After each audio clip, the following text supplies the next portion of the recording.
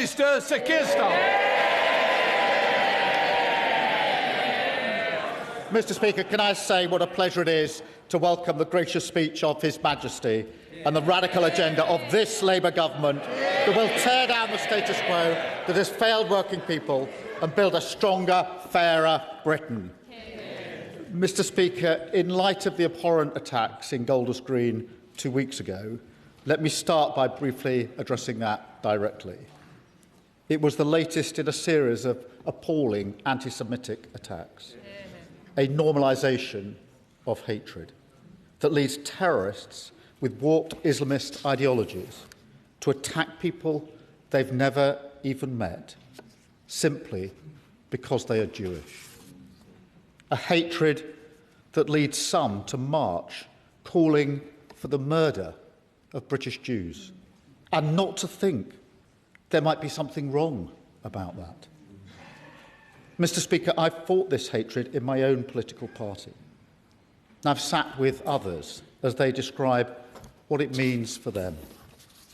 The fear, the sense that maybe they shouldn't wear something or do something that might reveal their Jewish identity, just in case. Mr Speaker, it is time for the silent majority in this country to speak up, to stand with British Jews and defeat this hatred once and for all. Just as we will take on any form of hatred, from left or right, that seeks to divide us. Mr Speaker, in the words of the gracious speech, we will defend the British values of decency, tolerance and respect for difference under our common flag. Mr Speaker, that is also why, when far-right agitators try to come here this Saturday to spread their poison of hatred, this Labour government will block them this time and every time. Mr Speaker, the gracious speech was brilliantly proposed by my honourable friend, the member for Bradford West. Members across the House will have read her remarkable new book. Her list of endorsements is truly impressive, reaching well over 100 members. At last, Mr Speaker, a list that we could all get behind. And Mr Speaker, it's not the first time that has shown her ability to bring people together. She united her city and many in this House when she sent George Galloway packing. And, Mr Speaker, the House will know that she is passionate about the measures this government is taking to lift 500,000 children out of poverty. As we all are on this side of the House, it is the pride of these benches.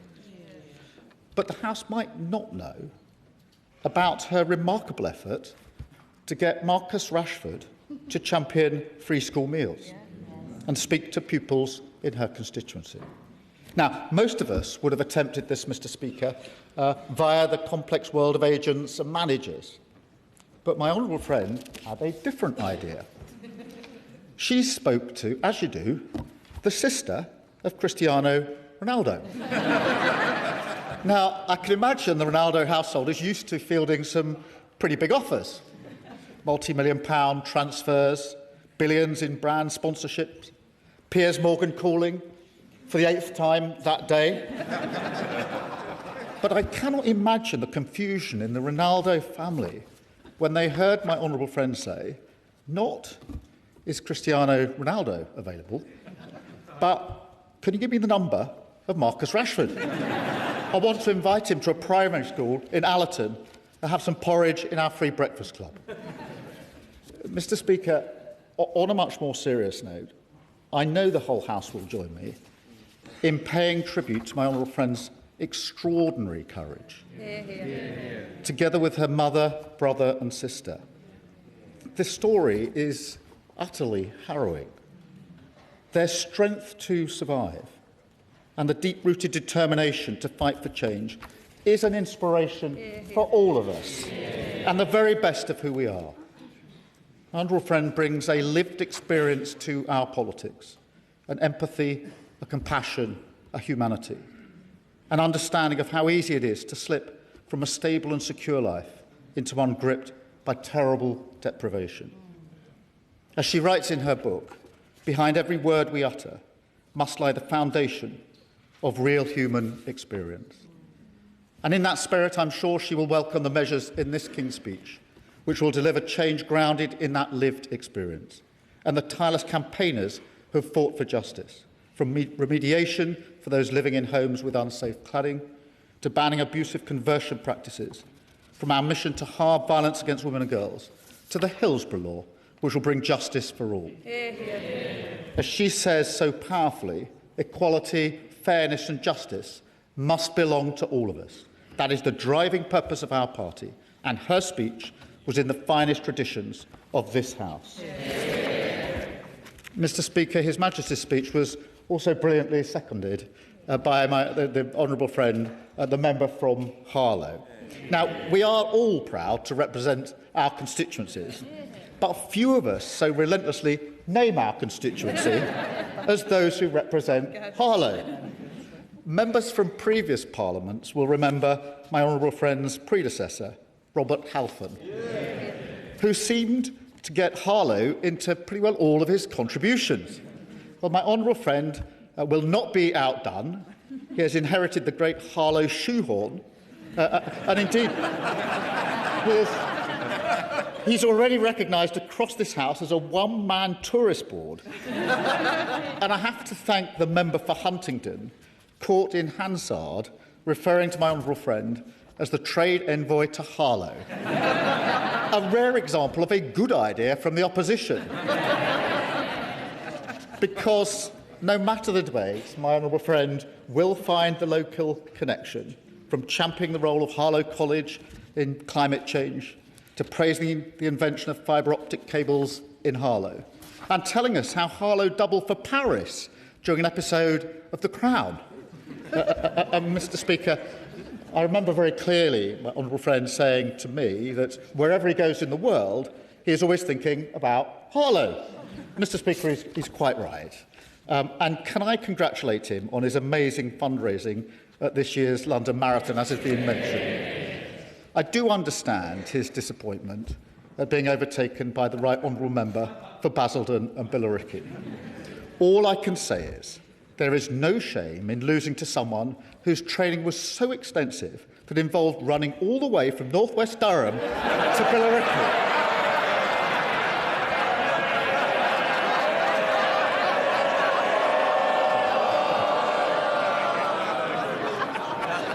Mr. Speaker, as a secondary school maths teacher for 15 years, it is perhaps no surprise that my honourable friend brings an eye for detail, boundless energy and ability to handle these occasionally unruly benches. But he also brings a real passion for young people, a deep and personal understanding of the invaluable role that young carers play, and a total conviction in the power of education to change our country. So I know he will welcome the education bill in the gracious speech. And when the next series of Educating Essex is made, my honourable friend will rightly be the star. And I thank him for yet another fantastic speech today. Mr. Speaker, let me also thank the Leader of the Opposition for the usual warm and generous nature of her contribution.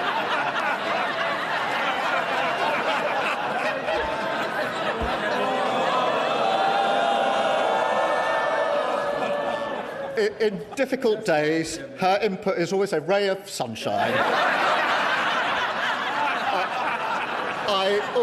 I'm particularly getting tips from her on how to win friends. This is from the person, Mr. Speaker, who previously called us orcs and goons. But, Mr. Speaker, I am a gooner, and so, as usual, she is less than half right. But we do have one thing in common. Our parties both had tough results in the local elections last week. The difference is she hasn't noticed. And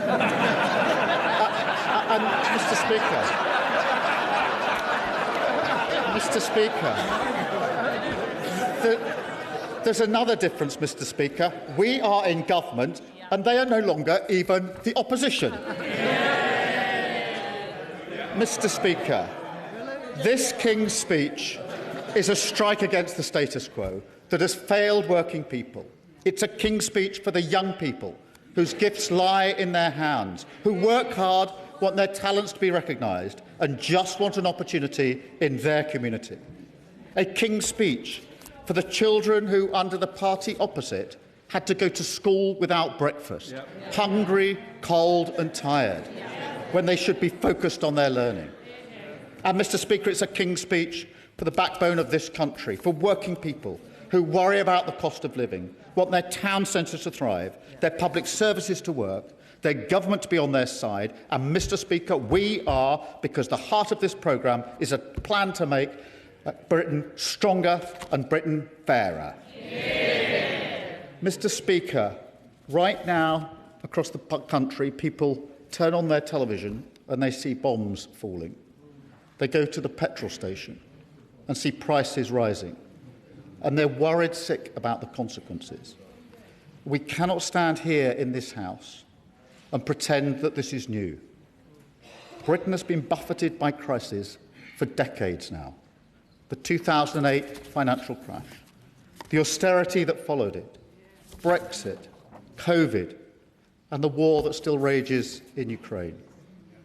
And the response, their response, is always the same: a desperate attempt to get back to a status quo that failed working people, decimated their public services, and made them pay the price. Our response this time must and will be different, a complete break. We will not simply slump back to the old ways, because this King's speech gives us the strength we need, the economic security, energy security and national security to control our future in a chaotic world. It is an agenda of radical reform across our major public services, an urgent activist Labour government that tilts power back to workers, renters and the less fortunate, gives voice to the working class and to all those that the status quo has repeatedly ignored and dismissed, in favour of a Britain where everyone, whatever their background, can go as far as their talent and effort takes them, where people have a pride in where they live and hope in what lies ahead. That is the change of a Labour government, and this King's speech delivers it. Mr. Speaker, we will deliver on economic security. And let me be clear, as the conflict in Iran unfolds, we are in a better position because of the action that my right honourable friend, the Chancellor, took last year, getting inflation down, borrowing down, and mortgage costs down.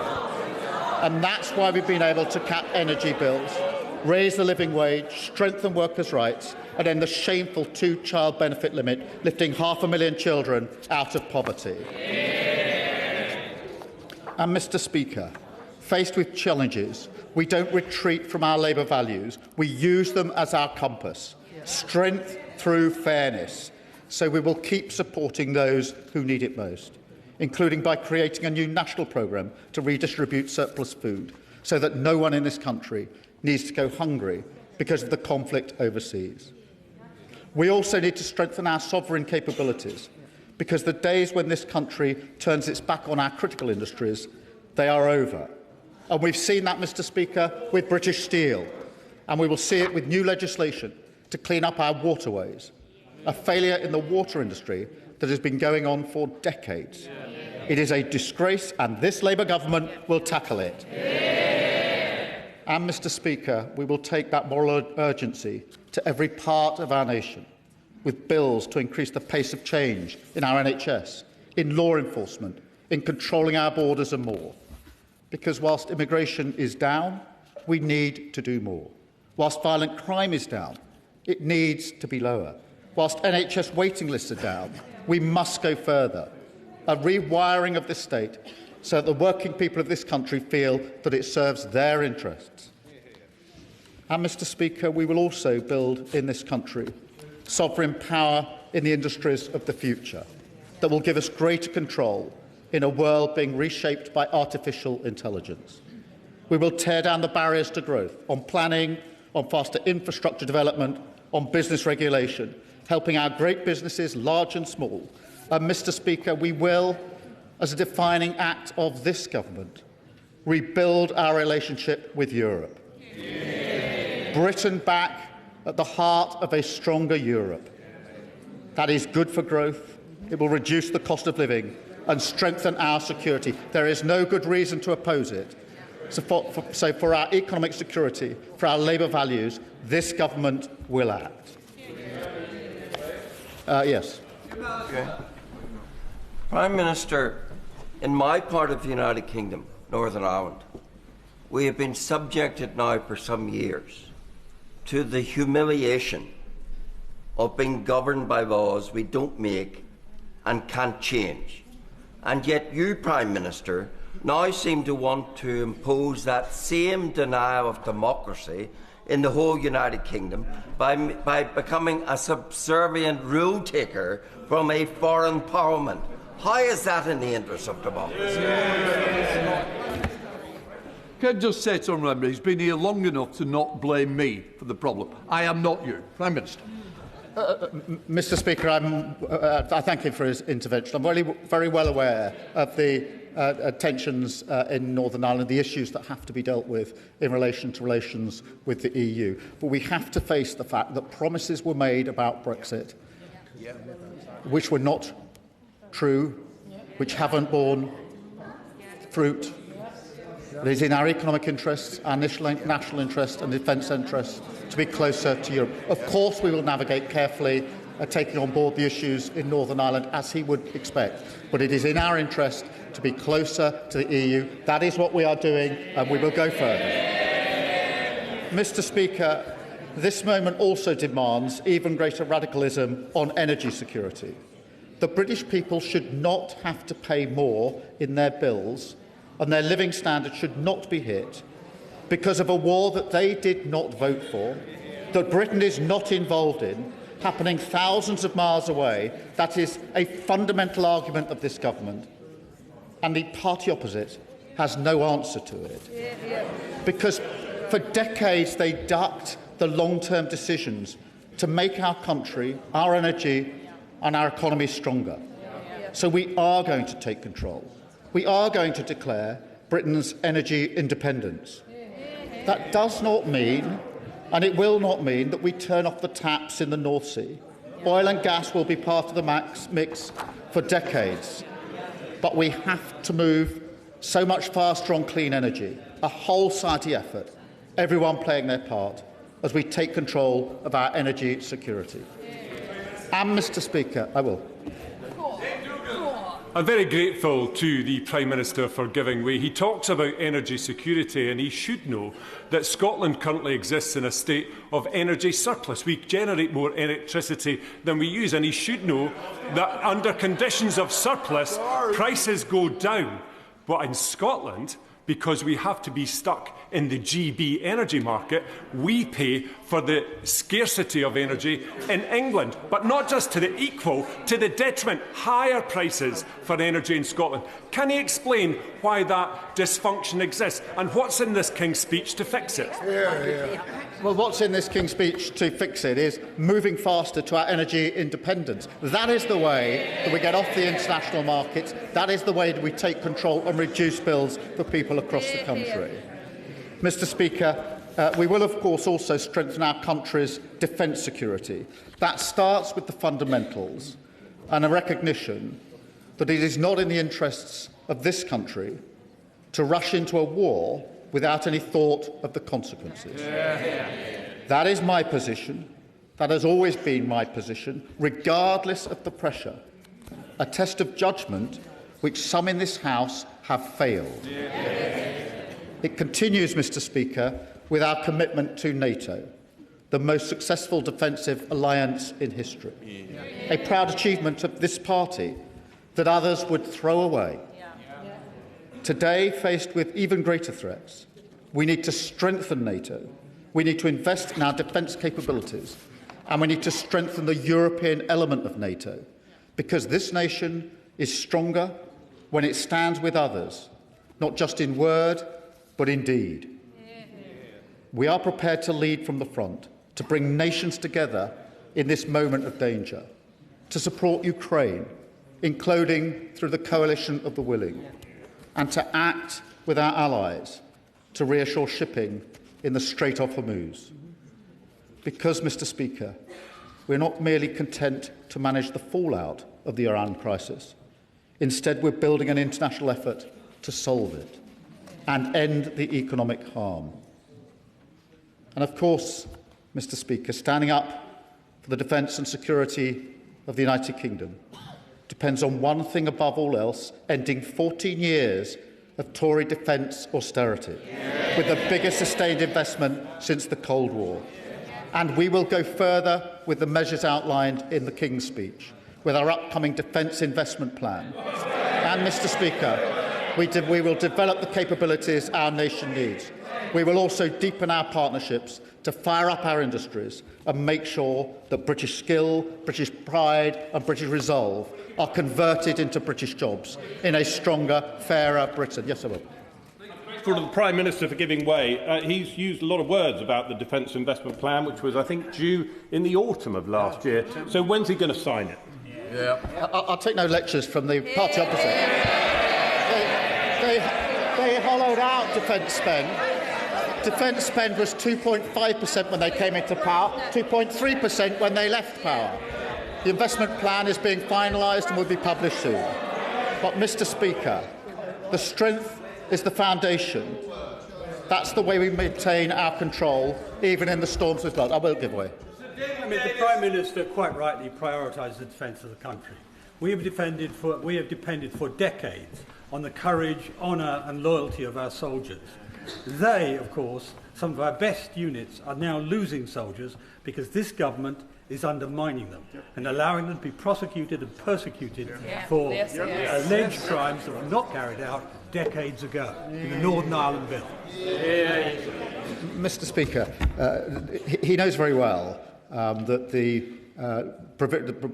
provisions in Northern Ireland are intended to strike the right balance between what needs to be done and protecting our veterans. We are, of course, proud of all those that have served and do serve our country, but the legislation that was put forward by the last government was struck down, leaving no protection whatsoever. Because, Mr. Speaker, I'll make some progress. The way we change our country, rather than make our progress,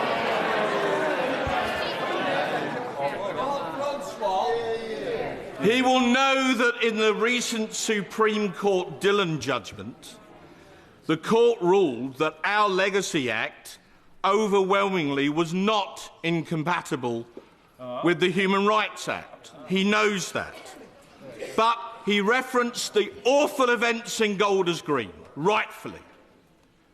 And he defended the police officers against attacks on the leader of the Green Party, rightfully, and said they had to take split-second decisions. So if Northern Ireland veterans had to take split-second decisions to uphold the rule of law in Northern Ireland, what's the difference? I have been in control rooms in Northern Ireland, watching decisions being taken on the use of fatal force. I'm well aware of the nature of the decisions that have to be taken, the circumstances in which they're taken and how difficult those decisions are. That is not the same as the issues in this bill, and he knows it. Mr. Speaker, strength is the foundation. It is the way we maintain our control, even in the storms of this world, the way we change our country rather than just manage the crisis. And more than anything, change means a Britain where every child can go as far as their talent or effort allows. It is a beautiful idea, one that I know is shared across the House. But we need, as representatives of this country, to see the country as a whole, to make sure we see every child, including the children who are growing up in poverty, the children who have special educational needs, and the young people who can't get a job, and the people who are ignored, excluded from our highest aspirations because they don't want to go to university. This is a King's Speech to change that, Mr. Speaker, once and for all. Mr. Speaker, my late brother had difficulties learning, and he had to fight every day just to be seen. And there are millions of people like him, people who are ignored by a system, a status quo that has no expectations for them. This King's Speech will make sure no child is left behind, because everyone has something to contribute to the success of this nation. And every child must succeed if we're to build a stronger, fairer Britain. That is how we tear down the status quo preserved by the party opposite, a status quo that failed working people, a status quo that left Britain's economy exposed, a status quo that made our country weak. There are some in this country, some even in this House, who would feed the frustration with that status quo into a politics of grievance and division. This King's Speech sets a different course, a more hopeful course, a course that sees the conflict in Iran, a war on two fronts, not as something to wring our hands about, but as an opportunity we must take to shape our country's future, to end the status quo that has failed working people, to build a stronger, fairer Britain. That is what this King's Speech delivers, and I commend it to the House. The leader of the Liberal Democrats.